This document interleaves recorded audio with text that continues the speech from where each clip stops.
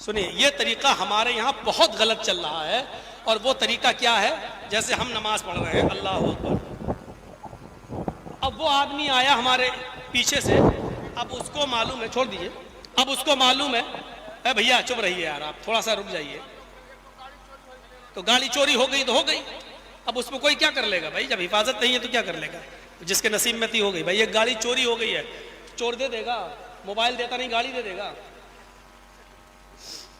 جلسے میں اب تک 10 جوتے میرے چوری ہو چکے، میرے ہو چکے ہیں بھائی.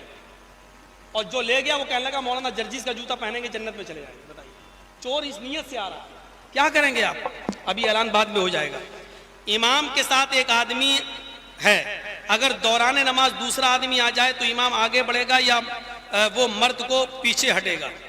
دیکھیے، بہتر یہ ہے کہ امام کو آگے کر دیا جائے، پیچھے کسی کو کھینچنا یہ زیادہ مناسب نہیں. طریقے دونوں جائز ہیں، دونوں بہتر ہیں، لیکن علامہ ابن تیمیہ رحمۃ اللہ علیہ نے لکھا ہے، اور فتح الباری میں حافظ احمد ابن حجر الاسقلانی نے لکھا ہے، اور صالح العثیمین کا فتویٰ یہ ہے کہ جو آدمی پیچھے آ رہا ہے وہ امام کو اشارہ کر دے، امام آگے بڑھ جائے اور وہ اس کے پاس اس کے ساتھ کھڑا ہو جائے.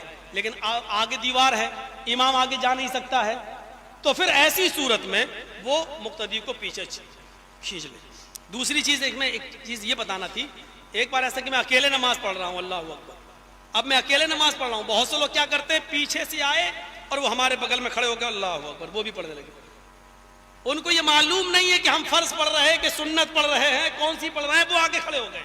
ایک بات یاد رکھیے گا، کسی کے پیچھے آپ نماز پڑھ رہے ہیں، اس میں امام کی اپنی مرضی شامل ہونا چاہیے کہ وہ امام بننا چاہتا بھی ہے کہ نہیں. ہم اکیلے نماز پڑھ رہے ہیں اور آپ آ گئے ہمارے ساتھ، شریک ہو گئے، اللہ اکبر. آپ نے ہمارے بارے میں جانا بھی ہے کہ ہم امام بننا بھی چاہتے کہ نہیں.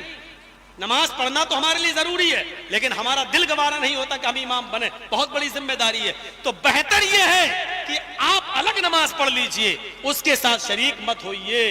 آپ اپنی الگ پڑھیے، وہ الگ، کیونکہ امام کی رضامندی ضروری ہے. وہ امام بننے کے لیے راضی ہے یا نہیں؟ مسجد کا امام راضی ہوتا ہے.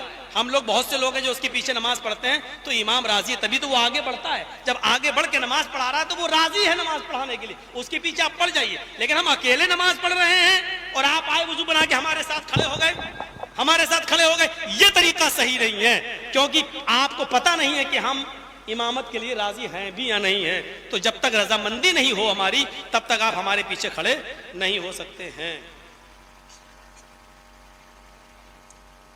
کسی ایک امام کی ساری باتوں کو ماننا کیسا ہے؟ ساری باتوں کو ماننا، اگر ساری باتیں قرآن و حدیث کے مطابق ہے تو ساری باتوں کو ماننا صحیح ہے، اور ساری باتیں اگر قرآن و حدیث کے خلاف ہے تو ایک بھی بات ماننا صحیح نہیں ہے. یہ تو عجیب مسئلہ ہے یار، کون آدمی نے کیا ہے؟ کسی ایک امام کی ساری باتوں کو ماننا کیسا؟ ساری باتیں تو مانی نہیں جا سکتی ہیں. ہم نے جو تقریر کی، میری ساری باتیں نہیں مانی جا سکتی ہیں. چاروں امام اس دنیا میں آئے، کتنے بڑے بزرگ تھے، لیکن ان کی ساری باتیں نہیں مانی جا سکتی ہیں. جو بات قرآن و حدیث سے ملے گی اس بات کو مانا جائے گا، اور جس کی بات قرآن و حدیث سے نہیں ملے گی اس کی بات کو نہیں مانا جائے گا. نماز میں رفع الیدین کرنا کیسا ہے؟ سنت ہے. 400 صحابہ کی معتبر روایتیں موجود ہیں، رفع الیدین کی 400 مرفوع حدیث موجود ہے. یہاں تک کہ نبی اکرم کے انتقال کے بعد بھی جن صحابہ نے نماز، اللہ کے رسول صلی اللہ علیہ وسلم کی نماز کے بارے میں بتایا، انہوں نے بتایا کہ اللہ کے رسول کی آخری نماز بھی ایسی تھی جس میں وہ رفع الیدین کرتے تھے. رفع الیدین منسوخ نہیں ہوا، رفع الیدین اللہ کے رسول صلی اللہ علیہ وسلم کی زندگی میں آخری نماز تک رہا ہے.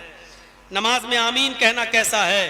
میں سمجھتا ہوں کہ اب ان مسائل کی ضرورت نہیں ہے، یہ بھی سنت ہے. اللہ کے رسول صلی اللہ علیہ وسلم نے فرمایا کہ اذا قال الامام غیر المغضوب علیہم ولا الضالین فقولوا آمین، جب تمہارا امام کہے غیر المغضوب علیہم ولا الضالین تو تم کہو آمین. امام زور سے کہتا ہے غیر المغضوب علیہم ولا الضالین مغرب عشاء فجر میں، تو تمہیں بھی زور سے کہنا ہے مغرب عشاء فجر میں. امام آہستہ کہتا ہے ظہر اور عصر میں، تو تمہیں بھی آہستہ کہنا ہے ظہر اور عصر میں. زیر ناف ہاتھ باندھنا کیسا ہے؟ میں سمجھتا ہوں کہ اس وقت ان مسائل کو مت اٹھایا جائے، کیونکہ یہ اس وقت امت کو جوڑنے کی ضرورت ہے. جہاں سینے پہ ہاتھ باندھنا، ناف کے نیچے ہاتھ باندھنا، ان مسائل پہ چرچے ہونا چاہیے، لیکن آپس میں بیٹھ کر مل کر بیٹھ کر سنجیدگی کے ساتھ جلسوں میں ابھی اس قسم کی باتیں نہیں آنی چاہیے اور اس قسم کے مسئلے بیان کر کے میرے بھائیوں فتنہ کھڑا نہیں کرنا چاہیے. یہ سب چیزیں غلط ہیں. حالانکہ آمین اور رفع الیدین کی بات بھی نہیں پوچھنا چاہیے. یہ ساری باتیں ہماری پرانی تقریر یوٹیوب پہ آپ سن سکتے ہیں, دیکھ سکتے ہیں. اس وقت امت کو جوڑنے کی ضرورت ہے, توڑنے کی نہیں. اگر آپ آمین اور رفع الیدین میں بھی الجھے رہیں گے تو معاف کیجئے گا, 2022 میں جو چناؤ آ رہا ہے یو پی میں, یہ پھر اس میں کوئی نہ کوئی اکلا ٹکلا پھر بیٹھ جائے گا اور اوپر بھی کوئی نہ کوئی آ جائے گا. اس وقت ضرورت ہے میرے بھائیوں کہ ٹکلوں کو ہٹایا جائے, برہمچاریوں کو ہٹایا جائے, جو اپنے بچے نہ سنبھال سکیں, بیوی نہ سنبھال سکے, ایسے لوگوں کو ہٹایا جائے. اور جن کے اندر بیوی بچوں کا درد ہو, جو سمجھتے ہو بچوں کا درد کیا ہے, جو سمجھتے ہو عورت کا درد کیا ہے, ایسے لوگوں کو لایا جائے. اور اس کے لیے ہماری اجتماعیت بہت ضروری ہے. بنگال میں ہم نے محنت کی اور جاں توڑ محنت کی, اور اللہ کا شکر ہے کہ بنگال کے اندر ہم نے بہت سے مسلمان لوگوں کو بھی اندر نہیں گھسنے دیا, یہ سوچ کر کہ یہ آئیں گے تو تفرقہ پھیلے گا اور پھر بٹوارا ہوگا اور ایک دوسری سرکار آ جائے گی. ہمیں سننا پڑا, گالیاں بھی سننا پڑی, لیکن ہمیں سب کچھ برداشت ہے. آج اللہ کا شکر ہے ہماری محنت رنگ لائی اور ایک ایسی سرکار بنگال کے اندر آئی جس سرکار کی ہمیں امید تھی, جو ہم سب کو لے کے چلتی ہے, صرف مسلمانوں کی نہیں, ہندو مسلمان سکھ عیسائی سب کو لے کر. بہار میں بھی ایسی سرکار کی ضرورت ہے جو سب کو لے کے چلے, اور پورے ہندوستان میں بھی ایسی گورنمنٹ کی ضرورت ہے جو سب کو لے کے چلے. اللہ تعالیٰ سے دعا کیجیے اللہ ہم تمام مسلمانوں کے دلوں کو آپس میں ایک جوڑ دے, ایک کر دے. ہمیں مسلکی باتوں کو بیٹھ کر حل کرنے کی توفیق عطا فرمائے, ہمیں اپنے جھگڑے اپنے گھر میں دور کرنے کی توفیق عطا فرمائے. اور بار الہ بہار ہو تو ہم سب کے سامنے ایک ہو جائیں, بہار ہو تو ہم سب کے سامنے ایک ہوں, اور یہ میسیج دیں کہ ہم سب اس پلیٹ فارم پر ایک ہیں, ہم سب ایک اجتماعیت کے ساتھ ہیں. گھر میں ہم چاہے کتنا لڑ لیں